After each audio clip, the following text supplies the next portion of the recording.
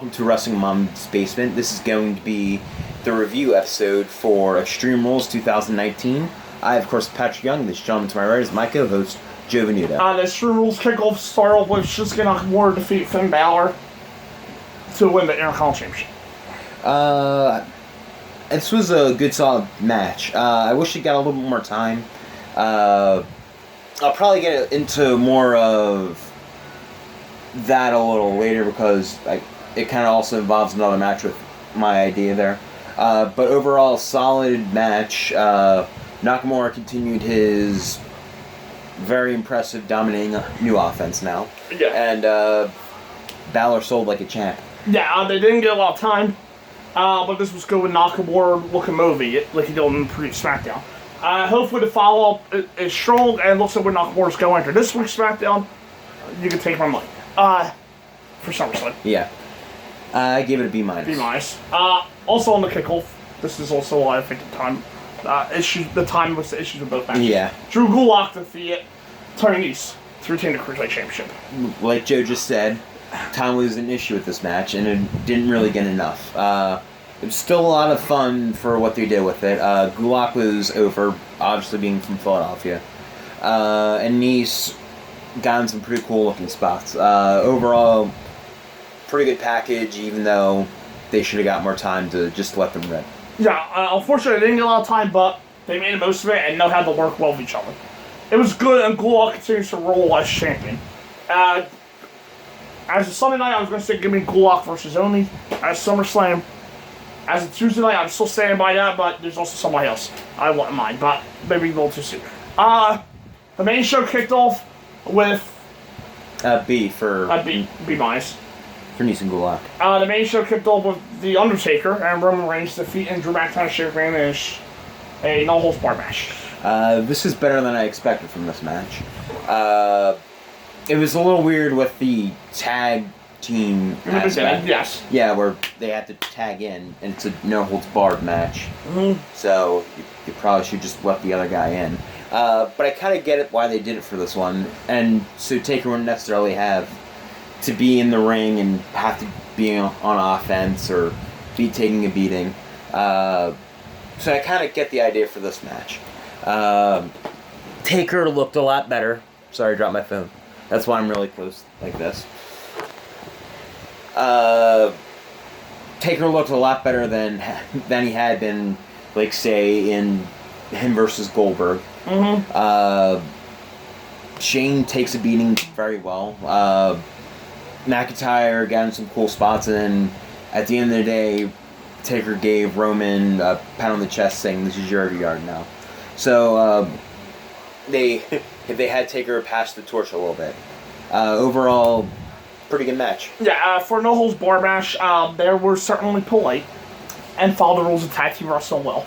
Anyway, they got past that and played well to the simulation, and Taker looked way better than in his last few appearances. Oh yeah, because he was smartly protected in a tag match. It's 2019. He should be used this way. Yes. And he played at his because that's all the people really want. And this was actually better than expected. It was very good and fun. Yeah, I gave it a B. B. Up next, the Revival defeat the Usos to retain the World Tag Team Championship. This was a good tag team match, and they worked it pretty well. And there probably is going to be more, probably sometime in the month's future. However, I don't necessarily think this one had to be on the pay-per-view. I think you could have cut this off and given Finn and Nakamura more time, and the Cruiserweights more time. Either one could have been on the kickoffs and actually given them a decent amount of time to actually just let them go. I mean, there were 13 matches on Extreme Rules pay-per-view. Yeah. Here's 5 extra minutes.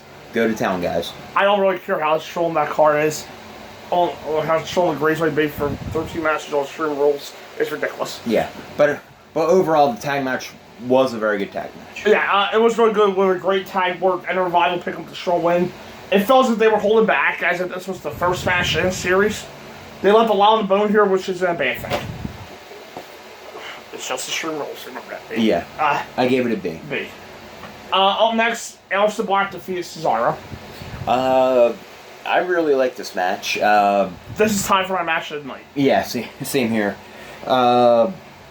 Just a very good, different style match than you would see in WWE. The psychology was on point. Some pretty innovative offense too. Where at the end, Aleister was just like throwing kicks, and all of a sudden he hits the Black Mass out of nowhere. Yeah. Smart way to lead up to it. Nakamura. Why do I keep on saying Nakamura for opponents now? Cesaro expertly sold the leg that Aleister was kicking the entire time. That's new. Yeah. Not from Cesaro, that's new in general. Yeah. Again, just an overall different style match than anything you'd see in WWE. I loved it. Excellent match. Yeah, this was great. They got time. There was no bullshit, as they worked a very non-traditional WWE match. I'm trying to get caught up on the G1, at least the matches in the tournament. And it was very straight heavy, similar to last week's, if you guys seen it. Last week's Ibushi versus Kenta match. I love Black constantly tackling leg with the leg kicks, and they had a really entertaining comparative match of Black winning his re-debut. It also reminded me that this company needs to use Cesaro more, as usual. Yes, they should. I gave it an A. A-. Up next, Bayley defeated Alexa Bliss and Nikki Cross to retain the SmackDown Women's Championship. Yeah, there's sort of like three matches that sort of put on the level with each other. This one included. It's not a good level. It's pretty much fighting out for the basement. And in this case, it's a bad thing. We're in a basement, but right. In this case, I'm talking low. However, I'll actually give it credit. It was at least decently worked and smartly booked. They pretty much had to rehab Bayley and get her wins on Alexa Bliss, and then make up for the kendo stick and a pole. So just have her beat Nikki and Alexa on her own. You probably could have given this match a little bit more excitement if Sasha came out. But you know what? Bayley looks stronger for it. Yeah, and Bayley overcomes the Oz routine, and now we see the Nikki and Alexa angle play out from here. The match was solid. They played the stipulation well for a handicap, and they Bayley a big clean win, but I felt a bit flat overall. And it was the weakest thing on the show so far. I give it a C. C. Up next, Braun Strowman defeated Bobby Lashley and Last Man Standing. This was a hell of a lot of fun live. Just them brawling through the crowd. They literally, like, walked down the steps right by us, actually. And I'll tell you, Braun has big hands. Yeah. You want to go get those hands, don't you? No, Alexa's doing it. Okay. So yeah, this match... He's off his league too. His girlfriend's hot. They're not dating anymore. Oh, they're not? No. Nick Ellis' insurance policy? Yeah, they're not dating anymore. She's going out with Bran now. Her? Yeah, her. Oh, he definitely way out his league. Yeah. Well, anyway, back to... Oh! So my theory might be right. Anyway, back to Braun. We break our engagement, and Braun and his hot, muscular, very toned, and nicely built girlfriend break up. And you were getting a push again for no reason. And Braun's getting reheated back up again. Anyway, this was a hell of a lot of fun big live. Fans and big tits. Just good brawling. Yes, I'm pretty much ignoring him. Just good brawling all around the arena. Definitely a different style that WWE actually hasn't done in a long time. He must crush her. Like Jim Cornette said he's seen a picture of Andre the Giant and another woman. Right. And he said it looked like a tiger mauling a puppy. Yeah, she must be the top. Sorry. Ew, that's way too much. Height difference. Yeah. That would be like me dating Stacey Keebler. That'd be like 5 inches. If she didn't have heels. Like 9 inches, but okay. You're 5'5". Are you sure? Yeah, she's like 5'10". Oh, I'm good. Not that I will have a shot, I'm just saying. You wouldn't have shot. Yeah, the match was a lot of fun live. And it didn't feel 18 minutes live. No, it didn't. Unfortunately, TV that watching that match, I got agreed a little differently now because I watched it on TV. I kind of wish I didn't watch it on TV. Because it did kind of agree a little bit, but it felt like a little bit 18 minutes, the in-ring portion of it. Was a little lethargic at times. But still, even coming off TV, they both worked hard. And the crowd, they really liked it. And reacted big to the finish. I do think it went a bit too long if you were watching at home, but it worked overall. I gave it an A-. B+.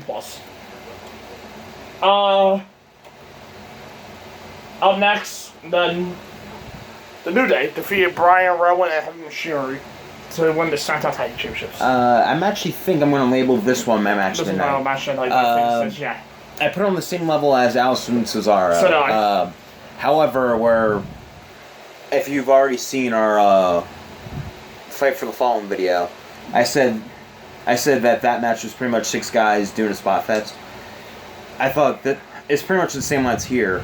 However, I thought every guy was actually booked smartly here. Yeah. And Heavy Machinery stood out. Everybody got time, but Heavy Machinery are the ones that we really need to know what they have. Mm-hmm. And they completely passed it, and it was an absolute glorious match. Yeah, I really love this. It was laid out well. Everyone got time to shine, and the closing stretch with Brian Big E was really excellent stuff. I love this. A-. A. Up next, AJ Styles defeated Ricochet to win the WWE United States Championship.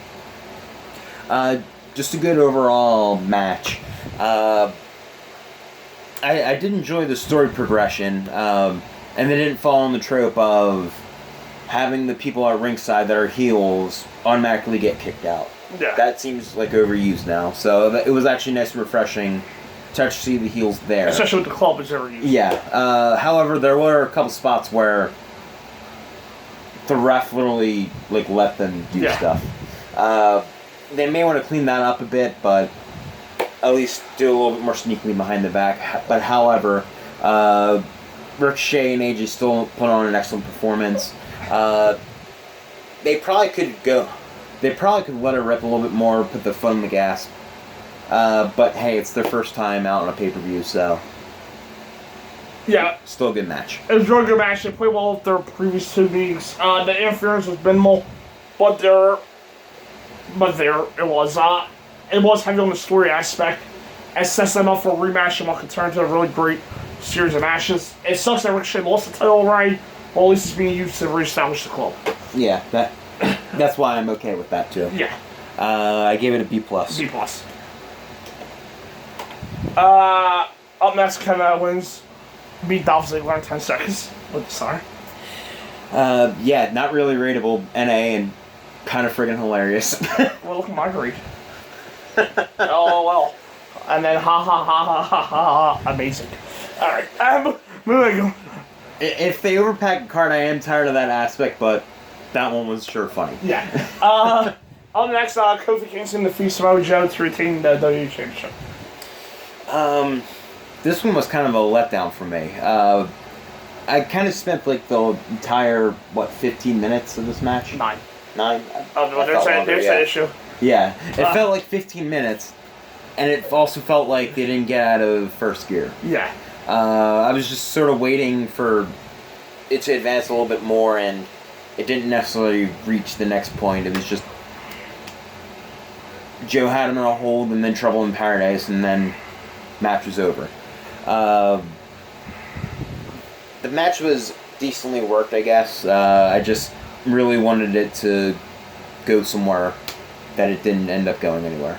I was hoping I was tired by this point, and the TV would change my mind. The watch it back would change my mind. Unfortunately, it didn't. It was solid but disappointing. Joe beat him, dominated, but I never felt like Joe could actually win the. And due to that, it came off as flat to me. Joe also drops to something like 0-8, I think, in World and Universal title matches. I heard. Yeah. Yeah. So. Yeah, I think I heard that somewhere too. I gave it a C. C. And well, not the actual main event, not the official main event. The official main event, not the actual main event. Becky Lynch and Seth Rollins defeated Baron Corbin and Lacey Evans in a Extreme Rules mixed tag team match. Again, that didn't really make sense to me, where you had to tag in and out. I guess it makes a little bit more sense because it's mixed tag, and men aren't supposed to be fighting the women, but Because there would be a DQ. literally if a man fights a woman, But it would be a DQ. would there be DQ? That question gets answered in this match where Corbin actually hits Becky with the end of days. Yeah. And pretty much brought the crowd to life. Yeah. It was either that or the table spot, but I think it was this one just like, oh my god. Yeah. That was definitely my favorite part of the match where it was like, oh my god, thank you. Right. And I'll also give credit to WWE in this like Me Too era with women and For doing that. women empowerment stuff for having the balls to do that. I know what they're going to heat for it. Yeah. I'm going to give them full credit on that. So Baron Corbin was the highlight of the main event. Yeah, I'm going to give them bonus points. And then afterwards, we got a version of Seth where he wasn't the man's man. He pretty much just kicked the shit out of Corbin for it. Right. Pretty much being the man's man by not being the man's man, if you get that point. Whatever. Sort of drug to a point where until the table spots, and then it really kicked off with something. Yeah. Or it really ended it off with something. Well, number one, WWE's rules suck. This was the Extreme Rules, which means no rules, but I tagged in politely. Then Hartball on this early, it's only men versus man, woman versus woman, which if there are no rules doesn't apply to this match. No. I mean, there's sure a lot of rules for a match with no rules. A lot of things you can't do in an anything goes match. The match It also smartly took out Becky too from what was going to happen. Yeah. The match is okay, but really lacked the overall crowd heat. Until Corbin hit his finish on Becky. And Seth went crazy on him. I can safely go the rest of my life not see another I put Baron Corbin main event. Sure. Another Lacey Evans main event for sure. Yeah. Baron Corbin was the highlight of the match. Yeah, so I'll take that out for that match. I can still go without seeing him in the main event. Yeah. I gave it a C. C-. It was a part of like the 3 matches, the other championship match, and Alexa Bliss, Nikki, and Bayley. They all pretty much got the same grades. And then afterwards, Brock Lesnar cashed in the Universal Championship on Seth. And my back won the Universal Championship on Seth and won the title. Yeah. Not gradable, but a hell of a way to end off a pay-per-view. Yeah. Overall, I'm probably going to be a little bit more biased than Joe is since he watched it on TV. But I had a lot of fun in the arena live. It was an excellent show. The Philly crowd was actually hot for big parts of the night for not necessarily a major show. right. We had some excellent matches. 3 matches I really enjoyed at the A- and up level. Quite a few other very enjoyable matches too, like around it. There were 3 down spots, but you can sort of expect a few duds on a 13-match card. Right. Overall, a lot of fun, A-. Yeah, I'll give it A-. I'll change that to B+, though. Because I'm with you. It was a really enjoyable show that largely overachieved. But the May Day pay-per-views, if you watched on TV, did go too long. It was also 4 hours, like Fight for the Fall. 5 hours if you count the kickoff. With that being said, on TV, this felt less longer than Fight for the Fall did. Yeah.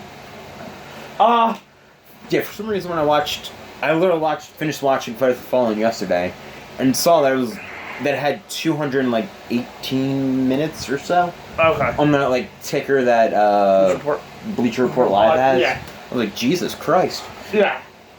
It was an hour short. Yeah. It did kind of lose steam down the stretch with the championship matches. There were a lot of good matches, some very good ones, and a couple of great ones. The main event failed to deliver a very good match again. Is an issue. But hopefully that gets fixed with Brock and Seth, or Kofi and Orton, it looks like. The tired crowd in certain parts didn't help, but wait, this is a 5 or so. Mm-hmm. I'm going to shorten the shows a bit, because I don't care who you are. If you go 4 hours, you had to deliver a lot great to make it worth it and keep the crowd. So, this is likely the mostly I've enjoyed a main wrestling pay-per-view since Evolution last year, so. Yeah. So, there you go. So, I think the highest overall grade for a main wrestling pay-per-view since Evolution. So, there you go. Overall in mind. Even if it got a B+ like yours did. Yeah. I think that still would have been The highest since at least tied with the highest this year, which may For have sure. been Elimination Chamber. Yes. I did like WrestleMania 2, but it had flaws. Yeah. Yeah. The back end of WrestleMania had flaws. I Yeah. should say. Up to Kofi and Bryan, it was almost an all-time great mania then. Yeah. Yeah, I want to say that Elimination sort Chamber. of fell off, I want to yeah. say Elimination Chamber, yeah. And I'll do this up next on Roll 205 Live, SmackDown Live, NXT UK reviews for this week. And my Punch and pay-per-view for that, since you lost the weekend. Those studied the Great American Match 1992. We are now tied by 1. Yes.